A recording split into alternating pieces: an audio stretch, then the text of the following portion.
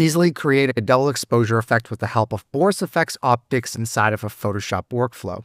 I have a portrait here which I'd like to apply a color look inside of Optics. With the layer selected, I'll head to the Filter menu and go to Boris FX Optics. Inside of Optics, on the pop-up menu, I'll choose No, and head down to the Filters section where I'll go to the Film Lab tab to choose film stocks. A number of presets are loaded here on the right-hand side.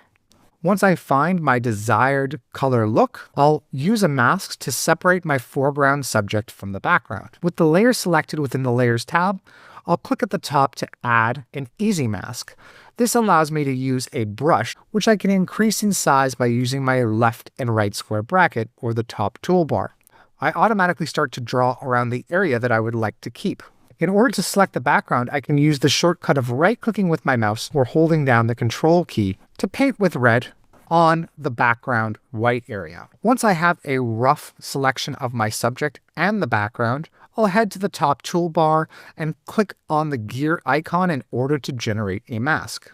We can see that the effect is limited to the subject, and in order to check the mask, we'll press the M key to hop over into our mask mode and press the 0 key just to temporarily disable the on-screen brush controls. I'll toggle the brush controls back on and select a little bit more of my subject's hair here at the top and click on the gear icon again.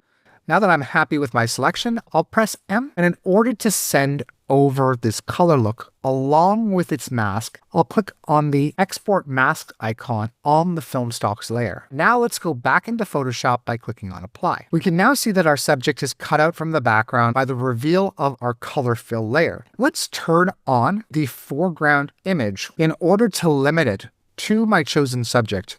I'm going to Option click and drag the Smart filter that's been applied to the portrait onto the forest shot. Let's choose a different blend mode in order to mix it in with the portrait shot.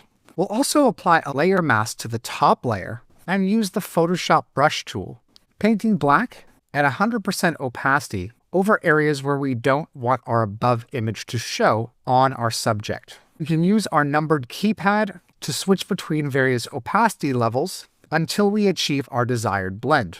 And that's how easy it is to use Boris FX Optics to define a look, send over a mask to Photoshop, and blend it in with other images for double exposure treatment.